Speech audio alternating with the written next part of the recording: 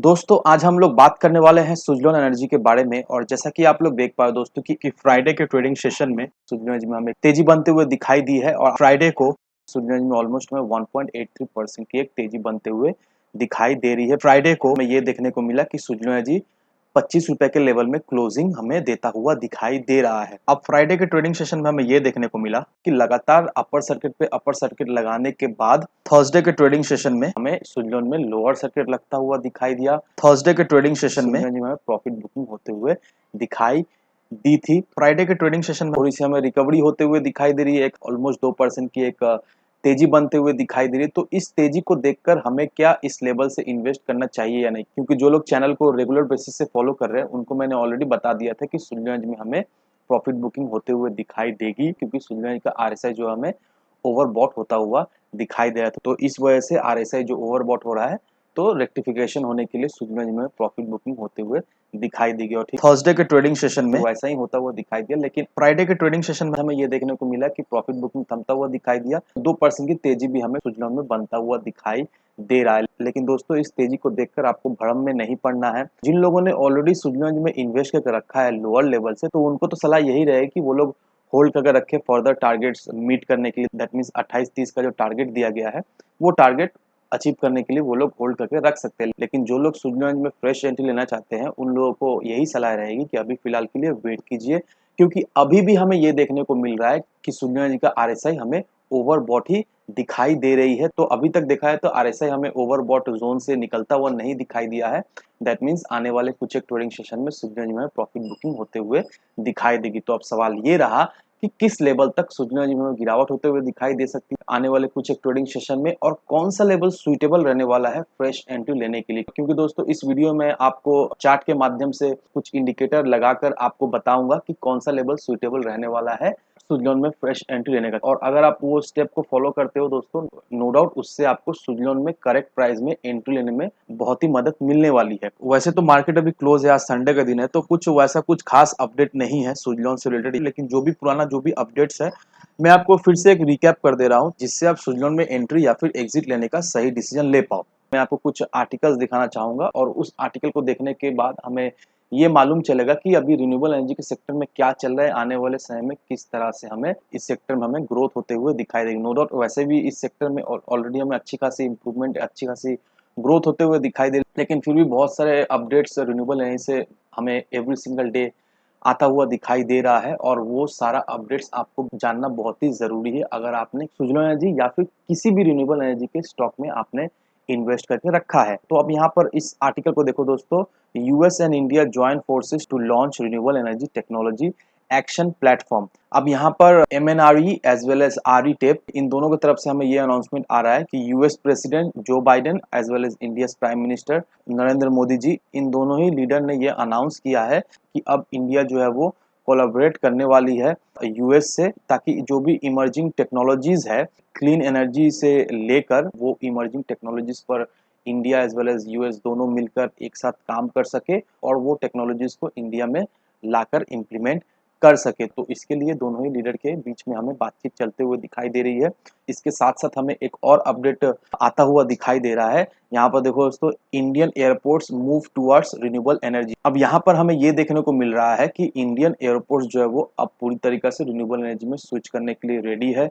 Indian airport जो renewable energy में switch करेगा, इसमें क्या अभी के समय में बाधाएं आ रही है, इसके लिए अभी डिस्कशन चल रहा है। लेकिन आने वाले समय में ये तो श्योर है कि हमें ये देखने को मिलेगा कि इंडियन रेलवेज जो है वो पूरी तरीके से रिन्यूएबल एनर्जी से इलेक्ट्रिसिटी जनरेट करते हुए हमें दिखाई देगा। अब दोस्तों ये दोनों ही आर्टिकल देखा जाए तो बहुत ही इंपॉर्टेंट आर्टिकल है, क्योंकि ये आर्टिकल देखने के बाद हम लोगों को ये समझ में आ रहा है कि अभी रिन्यूएबल एनर्जी के सेक्टर में लेटेस्ट क्या चल रहा है, किस चीज को लेकर अभी डिस्कशन किया जा रहा है। यहाँ पर हमें ये देखने को मिल रहा है कि नए नए टेक्नोलॉजीज अभी जो है वो इंडिया में आते हुए हमें दिखाई देगी। साथ ही साथ एयरपोर्ट जो है अभी पूरी तरीके से प्रिपेयर हो रहा है रिन्यूएबल एनर्जी में स्विच होने के लिए। तो ये दोनों ही आर्टिकल देखा है तो डायरेक्टली इनडायरेक्टली इस सेक्टर को एक अच्छा खासा पुश देता हुआ दिखाई देगा। और आने वाले समय में नो डाउट दोस्तों इससे डायरेक्टली इनडायरेक्टली सुज़लोन एनर्जी को हमें बेनिफिट मिलता हुआ दिखाई तो देगा ही देगा। अब बहुत सारे लोगों के मन में ये सवाल है क्यों बेनिफिट होता हुआ दिखाई देगा। एक तो टेक्नोलॉजीज आ रहा है इंडिया में, नए नए टेक्नोलॉजीज आ रहा है, और एक तो सोलर एनर्जी से रिलेटेड न्यूज है। तो अब जिसको नहीं पता है दोस्तों उसे मैं एक बार बता दूं, यहाँ पर देखो दोस्तों, विंड एनर्जी सॉल्यूशंस प्रोवाइड करने के अलावा यहाँ पर सूर्य energy end to end solar power projects भी जो है वो प्रोवाइड करती है अपने क्लाइंट को। तो यहाँ पर हमें ये देखने को मिल रहा है कि सूर्य एनर्जी भी इस फील्ड में है। और नो डाउट दोस्तों, जिस तरह से सूर्य एनर्जी का मार्केट में रेपुटेशन है, जिस तरह से सूर्य एनर्जी को रिपीट ऑर्डर हमें उसके क्लाइंट से मिलता हुआ दिखाई दे रहा है, साथ ही साथ बड़े बड़े क्लाइंट्स जो है वो सूर्य एनर्जी के साथ जुड़े हुए हैं। इवन आप अदानी को पकड़ लो या फिर आदित्य ग्रुप को पकड़ लो, बहुत सारे बड़े बड़े क्लाइंट जो है वो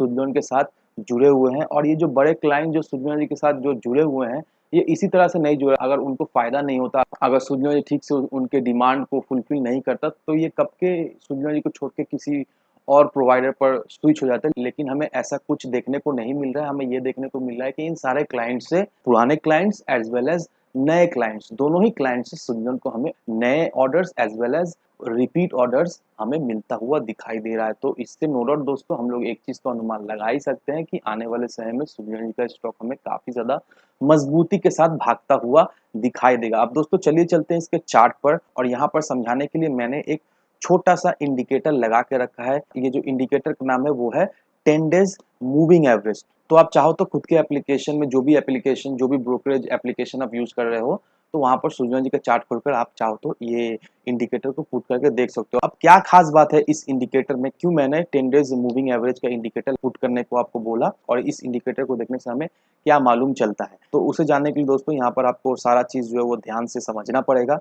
यहाँ पर अगर आप सूर्य जी के चार्ट पर नजर डालोगे, तो यहाँ पर देखो दोस्तों, जितने भी कैंडल्स है 10 डेज मूविंग एवरेज के लाइन को हमें रेस्पेक्ट करता हुआ दिखाई दे रहा है। अब ये जो लाइन को, ये सारे कैंडल जो रेस्पेक्ट करता हुआ दिखाई दे रहा है, इससे हमें क्या मालूम चलता है, इससे हमें ये मालूम चलता है कि कौन सा लेवल तक आने वाले समय में सूर्य एनर्जी में हमें गिरावट होते हुए दिखाई देगी। तो अभी के सिनारियों में हमें ये देखने को मिल रहा है कि मोस्ट प्रोबेबली सूर्य एनर्जी जो है वो हमें 22 रुपये 50 पैसे से 21 रुपये 50 पैसा, या फिर आप 21 रुपये पकड़ लो। तो ये जो दो लेवल मैंने आपको बताया है दोस्तों, मोस्ट प्रोबेबली हमें आने वाले समय में ये देखने को मिलेगा कि सूर्य एनर्जी का स्टॉक जो है वो इस लेवल पर हमें सपोर्ट लेता हुआ दिखाई देगा। उसके बाद ही सूर्य एनर्जी में फिर से हमें एक रिवर्सल, एक रैली बनते हुए दिखाई देगी, और तभी जाकर सूर्य एनर्जी जो अपना नया टारगेट जो वो हिट हमें करता हुआ दिखाई देगा। तो अगर आप सोच रहे हो सूर्य एनर्जी फ्रेश एंट्री लेने के लिए, मैंने आपको ऑलरेडी लेवल बता दिया है, एग्जैक्टली कौन सा लेवल पर आपको खरीदारी करना है, कौन सा लेवल जो है वो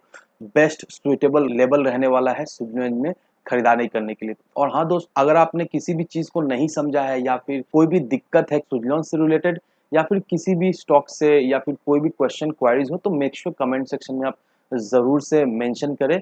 जो भी क्वेश्चन, जो भी क्वेरीज है आपका, मैं जल्द से जल्द उसका सोल्यूशन देने की कोशिश करूंगा। और एक चीज, आपने सूर्य एनर्जी को किस लेवल पर खरीदारी करके रखा है दोस्तों, आप जरूर से कमेंट सेक्शन में मुझे बताएं। तो आज की वीडियो में बस इतना ही, मिलते हैं हम अगले वीडियो में। धन्यवाद दोस्तों।